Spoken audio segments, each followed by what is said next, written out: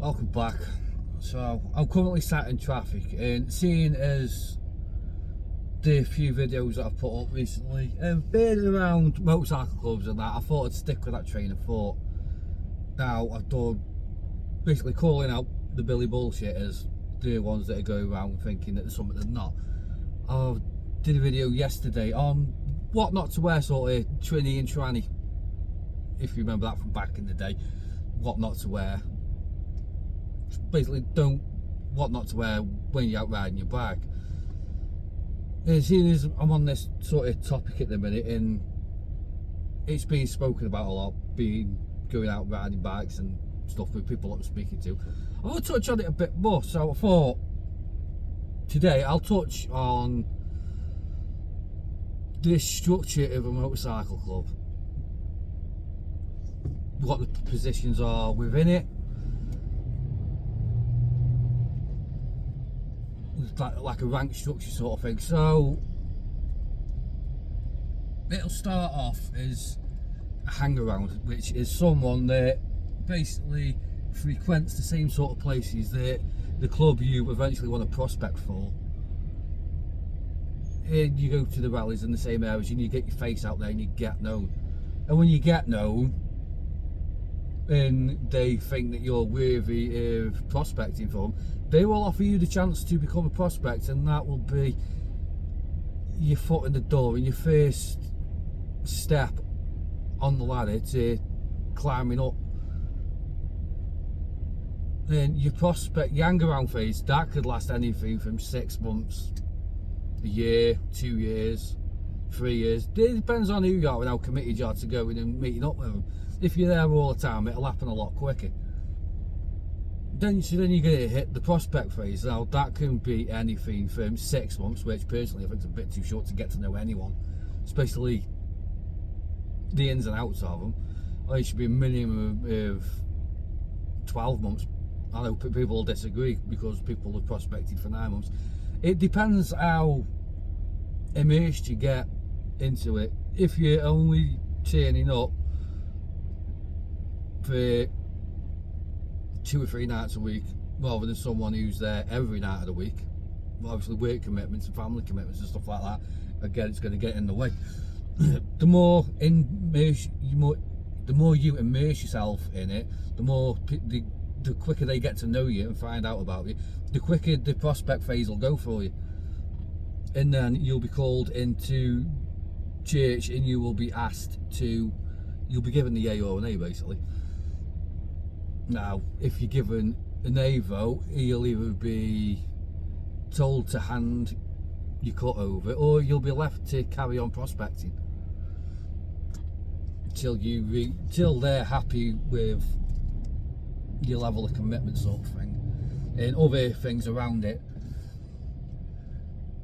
Once you get that, once you do that, you'll become a full patch member.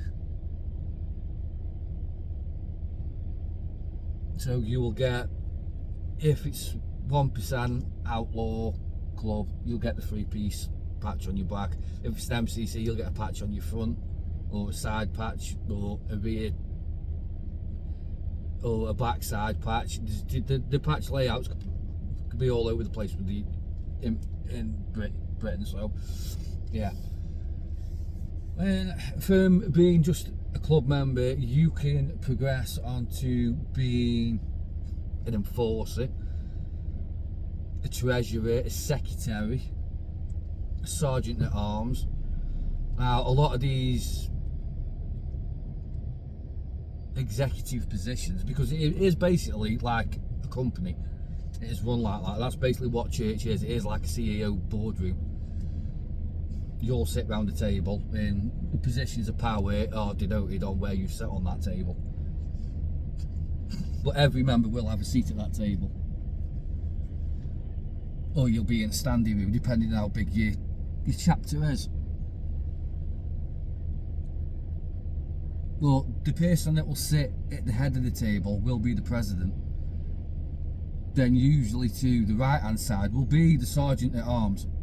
Now this is basically the role of the sergeant at arms, depending on the type of club you're in, and bearing in mind that a lot of other positions fall under the same ones. So you could go into a club and it might have a president, a vice president, sergeant at arms, and a treasury. A secretary and an enforcer might come under other titles. Like the secretary usually comes under with a treasurer. They tend to do both roles. The sergeant at arms tends to do both roles as the sergeant at arms and an enforcer. But some clubs, it's completely different. Now, proper old school clubs, you will have the president, who is the main man. Then you will have the vice president, who basically does anything and everything, which, from what I've been told and what I've been led to believe, isn't actually that good of a position to do, because you get all the shit.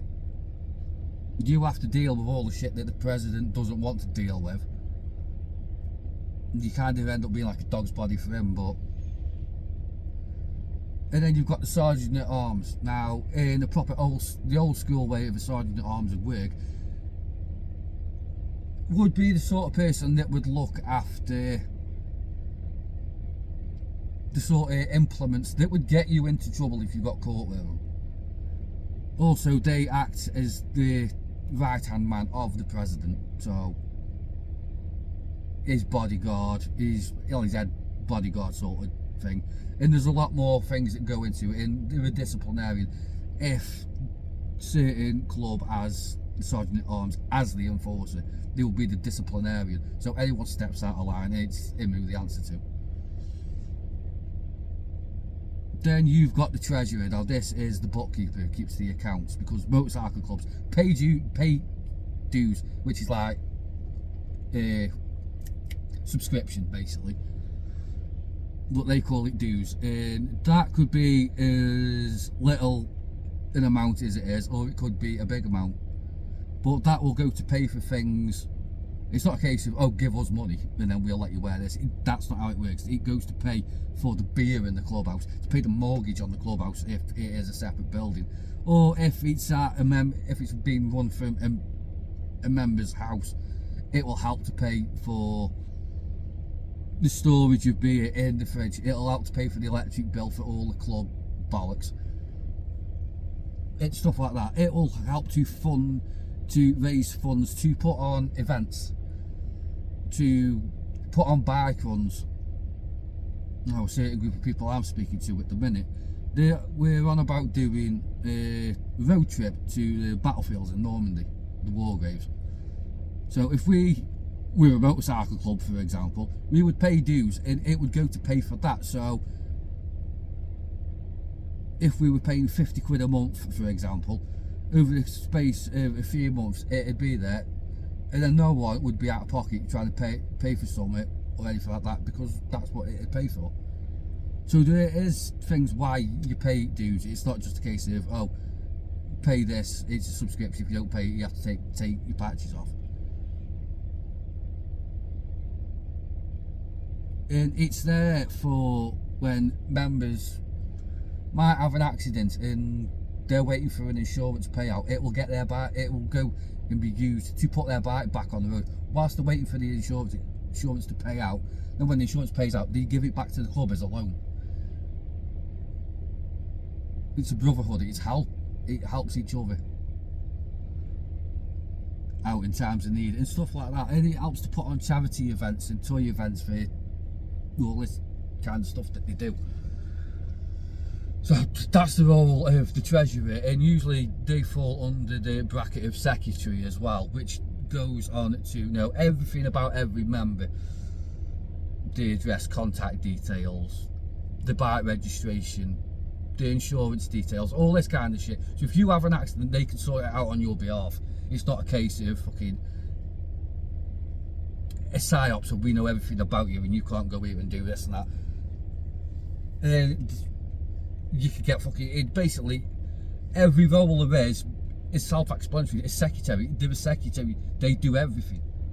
They probably know more about the club as in terms of books being kept, files being organised, and everything about every member, more than the president does and a lot of other members, because that is their role within the club. And then you've got the enforcer who, if it's a club where it's a separate title from sergeant at arms, so you'll have a sergeant at arms and an enforcer, they will be the disciplinarian. Now, this isn't usually the hardest man in the room. It's someone who's a very good diplomat, as well as a politician. So if two people are falling out, rather than it ending in fisticuffs, they can get in the middle, calm it down, and be a problem solver. Now, sometimes it will be the hardest man in the room, and if you fuck around with them, they'll batter the fuck out of the pair of you, basically bang your heads together, like your parents used to say to you when you were younger. But like, most of the time, it's not. It's someone who is a bit of a diplomat, who can calm the situation down before it escalates. And there is a few other titles in that, but they're just between certain clubs and that, which I'm not going to dive into, because then you have to mention the sort of clubs to explain why they have what they have, and I'm not doing that. But general rule of thumb, they're the main executive positions within a club, and that's like the rank structure of it.